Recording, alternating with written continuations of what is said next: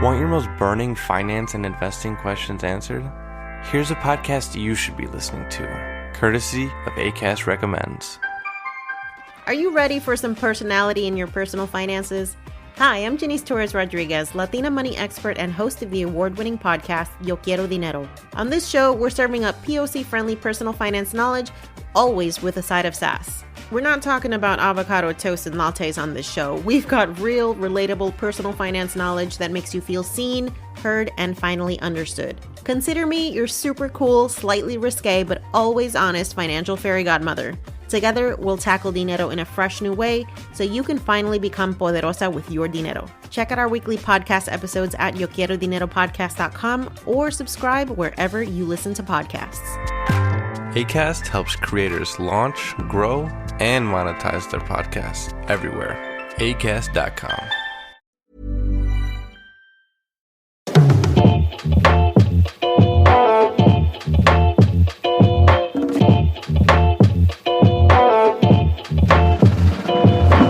Hello and welcome to another episode of the Fantasy Writers Toolshed.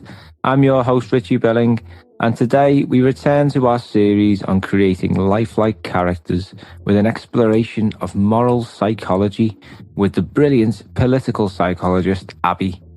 We'll be getting into the nuts and bolts of what makes people tick, how people justify their actions, and how we decide what is right and what is wrong. So if you're looking to create characters with interesting contradictions and beliefs, or those morally grey heroes and villains we all tend to love, you're going to want to hear what we've got to say in this episode. Before we get into it though, just a few very quick reminders. Firstly, if you haven't already done so, please subscribe or follow the show. You'll never miss an episode if you do so, and your support also really does make a huge difference in encouraging us to keep on going. Linked to that are reviews and ratings. If you have a moment to spare, please consider leaving a review on iTunes or giving us a quick rating on the Spotify mobile app. Lots of people have rated us so far, and it really does mean a hell of a lot. If you do find the show useful and you think that others may do too, please consider sharing it with them. On Facebook, Twitter, Instagram, and all the rest, they're amazing places to share links to episodes or to the show as a whole. And with any writer friends that you think may enjoy it as well. We don't make any money from what we do, so word of mouth marketing makes or breaks us. So please help us spread the word. If you would like to take your learning beyond this podcast, check out our Patreon page. You can find lots of resources like fantasy writing classes on writing novels and building worlds. And you can also get a copy of my book, A Fantasy Writer's Handbook, which has just hit 110 reviews on Amazon, all 1 star. Just kidding, of course. But thank you, everyone who's left a review. And lastly, I invite you to join our writing group. We congregate on Facebook and Discord. The Discord channel is getting very active. It's been really good chatting with people, especially because it's so instant as well. I really do like Discord. We chat about literally every aspect of writing, and there is a large fantasy element to that as well. So please do get involved. You can also find beta readers. You can get advice on ideas and just stay in the loop with calls for submissions and changes in the markets. To join us, just click the link in the description. That's them jobs done. Now we can start, and I'm delighted to welcome back to the Toolshed Abby from the fantastic YouTube channel Political Psych with Abby. Welcome back to another discussion about the psychology of the human mind. And today I'm thrilled to be joined by Abby from the fantastic YouTube channel Political Psych with Abby. Abby, how's it going? It's going well. And you? Very good. Yeah, I'm all right, yeah. Are you feeling better? Yeah, much better. I know, it was nasty. Sounded really nasty what you had. Yeah. Thankfully, it all seems to be simmering again, no COVID. And yeah. Well, I'm boosted now, and having had it, at least I won't get it again for a while. Yeah, fingers crossed. I know a guy who's had it 4 times. Oh, that's horrible. He is quite an unlucky person, to be fair. Yeah. So you're very kind enough to come back and to expand upon our chat about psychology. We spoke quite generally about it last time, and I think it's such an interesting subject. It's definitely worth digging deeper and looking at some specific theories and different ways that we can explore how to create characters that are essentially just like real people. So moral psychology, this is something that I think you mentioned in the last episode, and when we had a chat afterwards, we decided that it'd be well worth exploring a bit more. Can you tell us a bit about what moral psychology is? So moral psychology is basically, what it says on the tin. It's the psychology of morality. So it's sort of how people make, choices in, situations where there could be a choice that would be seen as immoral or moral. But it's also how they justify those choices to other people, moral reasoning. And also it's about, how systems of morality develop and how they vary from person to person and between cultures, between groups, that kind of thing, and over time. Yeah, I think I studied psychology a while ago, and I think we did touch upon moral psychology. And when I was researching a bit for this episode, I came across a few things that I studied in philosophy as well. So is there a bit of an overlap between psychology and philosophy with this particular theory? Definitely, yeah. I would say that the psychology is more geared around how people think about morality rather than like what is moral. Yeah. But there definitely is, you can't, with the psychology element, you can't avoid the philosophical element of, what actually is good and isn't, right? So that philosophy stuff definitely comes into it with the psychology. What do you think about the morality debate in the fantasy genre as well? Because I think it seems to be one of the go-to ones is good versus evil, isn't it? That sort of exploration of what is good, what is evil. I mean, that's the issue, which is that most people think they're good. Right? Yeah, exactly. I mean, sometimes they just think that they're self-interested. I guess sometimes they're, spiteful or they want revenge or something. But there aren't a ton of people who just sort of think of themselves as evil unless they're like, I don't know, like some edgy 14-year-old or something, right? It's not necessarily a bad thing to give your audience like obvious good and evil sides. I'm not going to say that like every story has to be morally ambiguous, right? I do believe that sometimes there are genuine good guys, but most people think that they are, the good guys, right? Yeah, definitely. I think probably Lord of the Rings is the go-to example where you've got clear divide lines between good and evil. Mm-hmm. There's no real justification. There probably is deep down in the Silmarillion or somewhere behind why Sauron's on the path of destruction that he is, but you just accept it really because it's a good story. But there are sort of like he's clearly evil, and you've got like the hobbits, which are the epitome of pure and innocence, aren't they? Yeah, but what I'm starting to really enjoy the more contemporary fantasy, which explores characters who are like wholly justified in what or believe that they're wholly justified in what they're doing, even though from our perspective it's the wrong thing to do. And it's something I like to do. I think in my novel Prize Lament, a great protagonist who for half of the story we're led to believe is evil, and then I introduce his perspective and then slowly build up the picture, and then you get to see, hang on, he's not actually the bad guy really, if anything. And that's what I mean. It's like it's all a matter of perspective, and that was the whole point. Is that like I can lead you down one path, but is it necessarily the right path? And I think a lot of you probably know it very well in political psychology. Everything like there's a lot of misleading information out there and motives behind pulling us in one direction. Or I mean, one example, for example, Boris Johnson in this country was getting absolutely hammered in the press. Everyone was calling for him to quit. So what did he do to get popularity? He kind of basically ended COVID restrictions. So you know what I mean? There's motivations between everything. Yeah. I went off on a bit of a rumble there. Sorry, I'm now just imagining a fantasy villain based off of Boris Johnson, and it's a really funny concept. Yeah, we need to do that. Anyway, what was I going to say? Yeah, no, I definitely get the matter of perspective thing is really important. I mean, not everything is a matter of perspective, and that is definitely something I want to hammer home because there are some people within political psychology that definitely take what I would say is sort of too relativist. Everyone just has their own perspective approach to morality, which I very strongly disapprove of, right?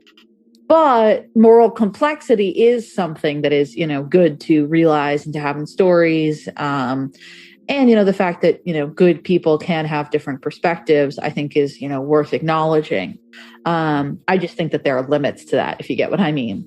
Yeah, definitely. Something which I find quite is interesting. Obviously, it's used a lot in fantasy, and something that we spoke about last time as well, and that's religion.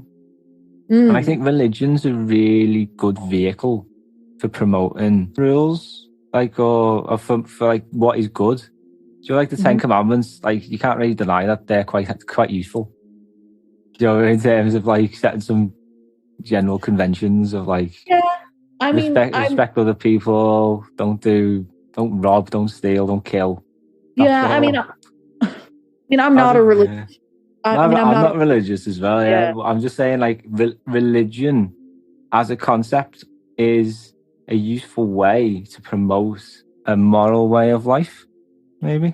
Yeah, the thing is, though, that I think it's important to keep in mind that there is moral thinking and moral reasoning around morals that aren't necessarily good, right? And that is something that comes up a lot with religion, because there are a lot of things that religion ends up being quite morally righteous about that aren't necessarily moral, right?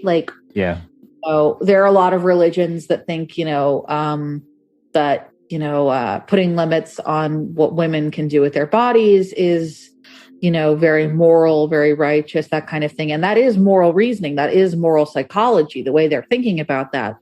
But I would say that doing that isn't a moral thing, if you get what I'm saying. Yeah, definitely. Yeah. Yeah, I mean, it is a way. It is a way to have a moral system, right, in a society. But I do think that morality can exist independently of religion, and it is definitely, yeah. And it is, it's sort of a chicken and egg thing, right? Whether people had a lot of this, moral reasoning and then wrote it down in the form of religion, and I think some of that is that, right? But then how much of it is the influence coming from religion versus the influence of people's already existing morality onto religion, if you get what I'm saying? You get this with the fact that there are so many different interpretations of religious texts, and you end up with somewhat different moral systems around them and that kind of thing. I mean, I don't know, Quakerism is supposed to be, all peace loving and accepting and stuff. And Richard Nixon was a Quaker. So though he might have been a lapsed Quaker, actually, I'm not sure I'm remembering that well. But you get what I mean, right?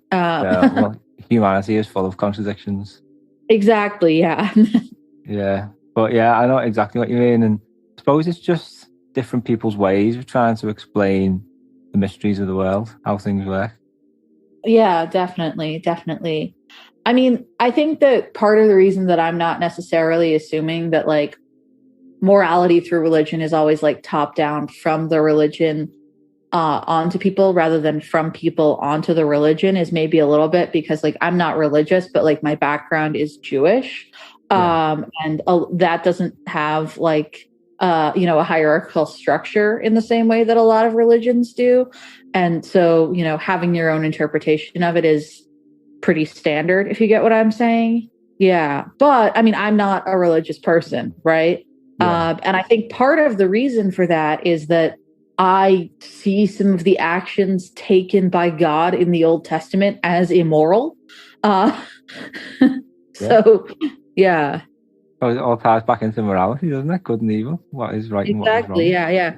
But the idea that, I mean, it is interesting that you can, I think one interesting thing about religion is that it encourages people to apply different moral standards to, God or gods than they do to other people. Yeah. And I think sometimes that'll extend to applying different moral standards to religious figures, which is interesting. Yeah, I think it's definitely easier to rally behind a figure, or sorts of concepts can be hard to motivate people, I suppose. I don't really know. Oh, yeah. I mean, people are about people, right? I mean, ideas do matter, but we're very social animals, right? Someone can have the best ideas in the world and there's not going to be a movement around them unless they're the right kind of person for it. Yeah, that's a really good point. And something that something that sort of you were touching towards there, which again I find is a really interesting discussion, is whether morality is an innate thing or whether it's learned. And so what do you think about that? So it's probably a mix of the two, a mix of nurture and nature. Most things in psychology are. There is evidence that some variation in people's political or moral reasoning and the way they sort of view the world from a moral perspective might be genetic. And then, of course, there's, sort of largely universals across human culture, which suggests that maybe there is something pretty innate going on there. But there are, variations across cultures, right? And across, families and that kind of thing. And people do, learn certain elements, especially the nuances of morality, from their families and those around them and that kind of thing. So I would say that it's a mix of the two, Yeah, it is fascinating, isn't it? And I was thinking about it before, and I kind of see like a bit of an internal struggle sometimes with like human instinct and morality.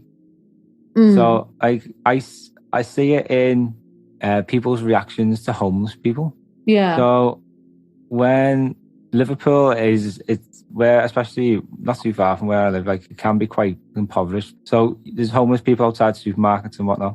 And some people go in, some supermarkets don't have anything, like they're just about surviving themselves, myself included, some months. So it's interesting to see them just completely ignore the homeless person. Yeah. And I kind of feel like within that person, there's a bit of a struggle between the need, the instinct to preserve themselves over doing something selfless, like giving them money that you may need to buy something.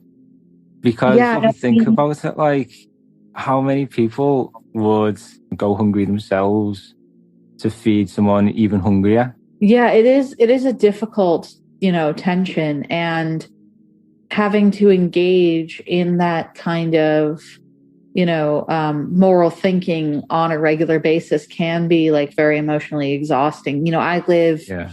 I live in a big city and I live in a neighborhood with a lot of homeless people. And so I can't walk down the street without seeing homeless people and often being asked for money. And it's just, most of the time I'm not in a position to give them money. And I try to, give money to, I find having to make that moral choice constantly very stressful. So I think, I do what a lot of people do, which is that I typically don't give homeless people money, but I try to give, some larger sum of money to a charity that helps homeless people, at the end of the year or something. Yeah.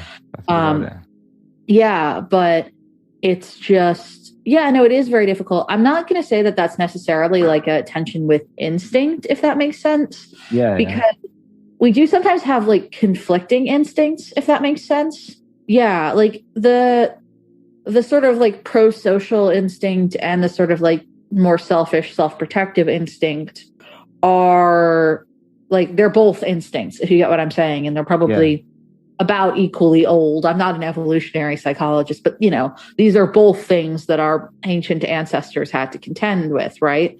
Not the exact same situation, but situations regarding, resources and allocation of resources is definitely, something that humanity has been doing for a very, very long time. It is interesting. And again, it's another contradiction, and it's within us, within our makeup. Yeah. These sort of conflicted instincts. Yeah. I just think it makes us complex and it makes us interesting. Definitely, yeah. People are very interesting.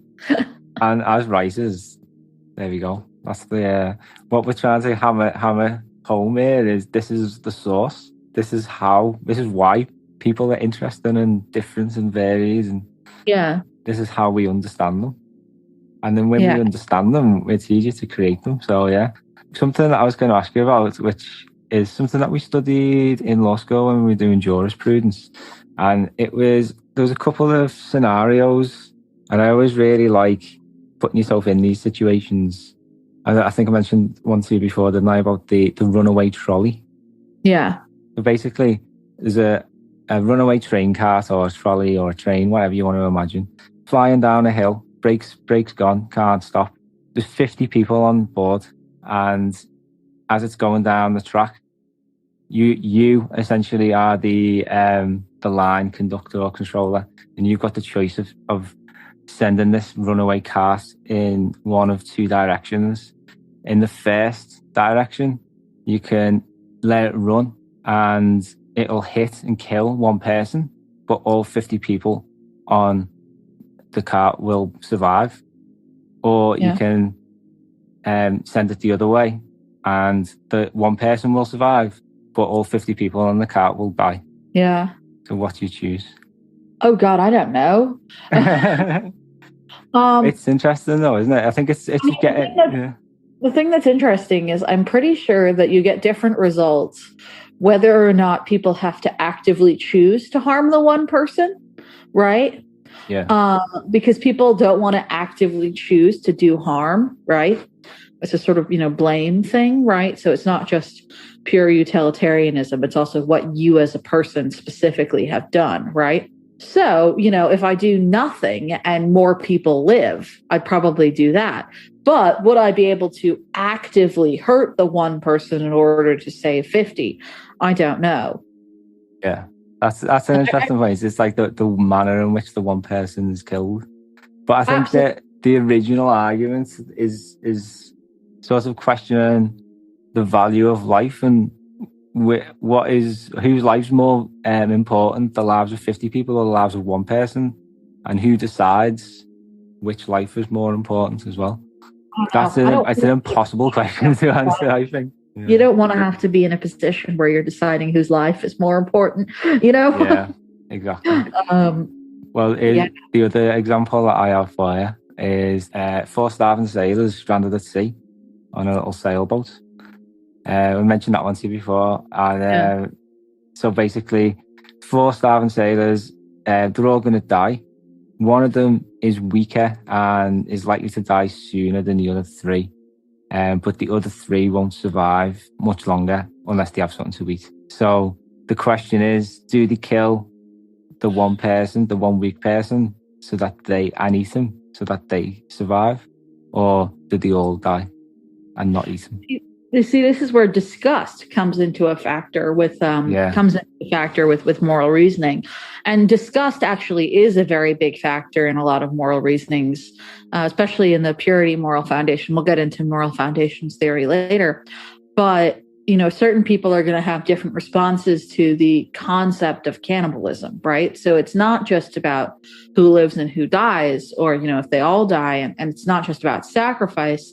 It's about specifically the societal taboos and the disgust around the specific act, right? For me, I have a deep-seated fear and disgust of cannibalism. It freaks me the hell out, so much. So in this situation, I jump off the boat and voluntarily die, which is not like a utilitarian answer in any way. That is purely disgust motivated, but that is honestly what I do. Yeah, I think I'd do that as well, to be honest. Yeah, right? Because it's the disgust thing, right? Yeah, I'm not feeding you 3. You can all die if you're going to eat me. You mentioned moral foundation theory there. Yeah. You want to tell us a bit about that? Yeah. So it's this theory of moral psychology that basically there are 5 main moral foundations, and there are 5 core to the theory. A few others have been proposed, and if a new one is found, that doesn't disprove the theory, but these are the 5 main ones used. Let me pull up the list. I do have it up. There we go. So the first of these foundations is the care foundation versus harm, then sort of fairness versus cheating, loyalty versus betrayal, authority versus subversion, and sanctity versus degradation. And so the idea there is basically that different people and different groups rely on their different foundations to different degrees. And that's sort of why different people have different morality. How do you think then writers could apply that to the creation of their characters? Yeah. Oh, I do want to say first that some of the authors who put this theory forward do kind of say that we should value all of these foundations equally. And in the context of political psychology, that's something I very strongly disagree with, because if you're relying very heavily on, for example, the purity foundation, that can lead to things like homophobia. So I don't think that all of these foundations are equally moral. They're just all present in moral reasoning. Sorry, that is a really important distinction I felt the need to make. Yeah, definitely. Yeah. So what I was going to say is, when it comes to writing, I think it's important to figure out sort of what the moral system of your character is and what weight they're going to put on, different foundations. There is actually a little quiz you can do of there's a website called My Moral Foundations or whatever that is actually being used to collect data. So if you're doing it for a fictional character, try and indicate that in some way so they don't put it in the data set. But ruin the whole study. Yeah, I mean, probably not if you're only doing it for a few people. They have, I think at this point, thousands of data points. It fall into the noise. But what I was going to say is, it's useful to figure out sort of what foundations your characters are relying on more heavily, right? You could have, a very fairness-oriented character, a character who cares a lot about, authority, and it doesn't, and very much, loyalty to the in-group and that sort of thing. And that character is going to have, a very different set of values than a character who doesn't think about that very much, but cares a lot about, care and fairness and that kind of thing. And also, these sort of foundations are kind of influenced by the environment that a character has grown up in, right? So, if they've grown up in a very puritanical religious culture, unless they're rebelling against that, they're likely to have, they're likely to rely pretty heavily on the authority foundation, the purity foundation, and also probably the loyalty foundation. But, if a character grew up in sort of a more, I don't have a fantasy equivalent of this, but let's say a liberal background, they're, more likely to rely more on the care and harm foundation and the fairness and cheating foundation. And the fairness foundation, which I think is also often called the equality moral foundation. There are a number of different names for the foundations. Yeah. So it's, different characters can have different moral systems. And also that's a way where, because characters have different, moral systems, that's a way for them to be in conflict. Also, certain elements of some of these moral foundations are not what I would think of as moral, if you get what I'm saying. And so that is a good way to have, characters who are, who think of themselves as moral, but are not the good guys, if you get what I'm saying, right? Yeah.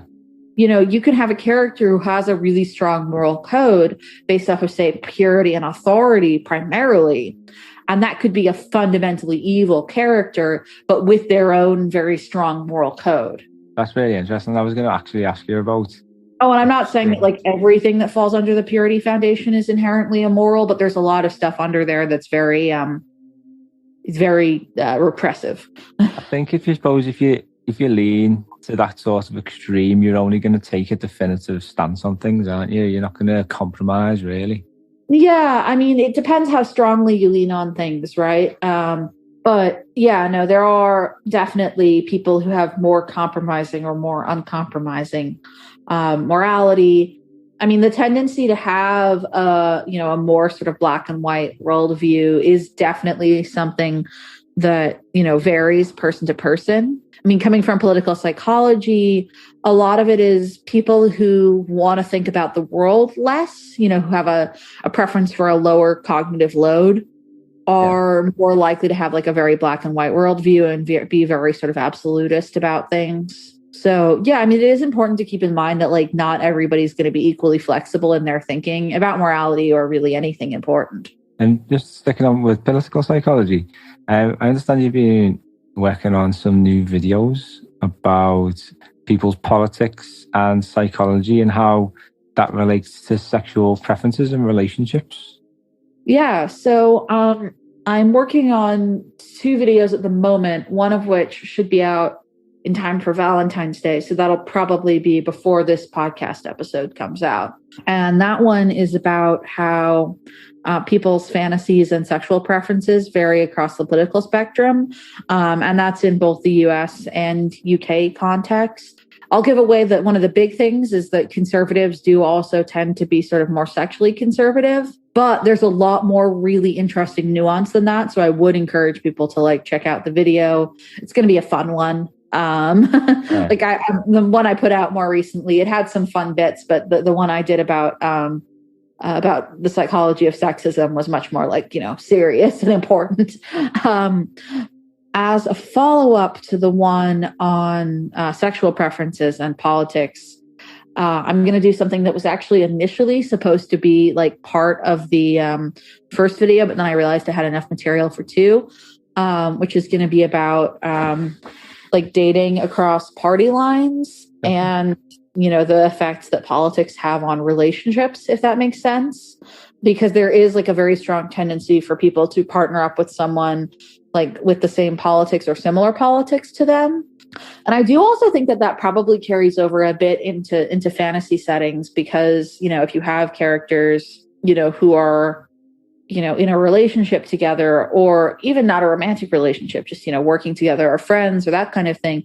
I think it is important to keep in mind, where their morality clashes and where their politics clash, where they align, that kind of thing. And, what kind of tensions those are likely to exist within a relationship. Although within relationships, part of the reason is probably not people like selecting for someone from the same, say, political party or ideology as them. It's more that ideology and party and that kind of thing correlate a lot to personality and temperament and all that kind of thing. And also probably morality. And people tend to gravitate and stay with people who, generally view the world a similar way to they do and interact with it, in a more similar way. I mean, people definitely complement each other in relationships, but opposites don't really attract. That's like not really a thing. I think it's just like you say, from the writing perspective, it's so interesting to know that, like you say, people generally group together based on their interests and how easy it is as a writer to just add conflict to all of their lives by introducing something that goes against that belief. Yeah. And it's really that easy. Just introduce a character that believes the opposite and he antagonizes people, and you've simply got an antagonist there, haven't you? And yeah, definitely disrupts the balance. And and I think it's also important to keep in mind that like if you're going to have characters be like very ideologically different, you should also probably have them be different in like personality ways and stuff too. You're not necessarily going to find people who like act exactly the same but have completely different views on everything. Yeah. There's so much scope to create unique things, even in fantasy, which feels like everything's been done. But every time and time again, people are proving that there's still loads to be tapped into. So, yeah. Definitely. Fantastic. I think exploring things like psychology as well is a really good way to find the originality now, making characters more real. Oh, definitely. Yeah. Yeah. It's been fantastic chatting with you again, Abby, about psychology today, and I hope everyone out there has learned something new. I've taken away loads from this, and I'm looking forward to implementing it now when I'm going back now and editing characters and whatnot. Abby, how can we find out a bit more about you? So the main thing would be the YouTube channel. So that's Political Psych with Abby. You can just put that into YouTube and you should find me by searching. But there'll also be a link in the podcast description, I assume, right? Yeah, most definitely. Okay, great. And then I also have an Instagram and a Reddit account where I post psychology stuff, but also like cute pictures of my cats. Nice. And that'll, I don't know, probably be in the description, or you can find it via my YouTube channel. And if you find my stuff and you really, really like it and you want to help me like pay for books and stuff, I've just started a Patreon. Oh, cool. Definitely check that out. And please do check out Abby's YouTube channel as well. It's full of really interesting things, and you're going to learn a lot to inspire characters and to help you create characters as well. A big thank you again to Abby for taking the time to teach us all a bit about what makes us tick. My 2 chats so far with Abby have been so illuminating and inspiring, and I've found myself applying what she said to my own characters. I hope you found it just as useful as me. Remember, if you have any requests for subjects or topics, please email into the fantasywriterstoolshed@gmail.com. I've had some great requests lately, and I'll say this, everyone who does offer their input, I do reward with a nice free gift. I won't say what, but it's usually a writing class or a book. We'll be back on the 14th of May with another world-building centric episode, this time looking at the jobs people did in the Middle Ages and how those roles have found their way into the fantasy genre. So think blacksmiths, alchemists, the good old farmer. So be sure to subscribe or follow so you don't miss that episode. And don't forget, you can continue your learning beyond this episode by heading over to our Patreon page. You can find writing classes and books all focused on fantasy, which you can get access to right away. And don't forget, you can join our writing group too. It's literally the perfect place to learn new things and to network with like-minded writers, to get advice on your stories, help each other out with your writing. And honestly, I think it's working with other people is one of the best ways and the quickest ways to get better as a writer. If you did enjoy today's episode, I'd be ever so grateful if you could leave us a review or a rating. Please also share the show with anyone you think may be interested, as well as on the likes of Instagram, Facebook, and Twitter. Like I said at the start, we do this purely for love. We don't make a penny. So any little bit of help you can offer us makes the world of difference. And that is about all for today. Thank you so much for listening. We'll be back with a new episode on the 14th of May. And until then, keep on scribbling.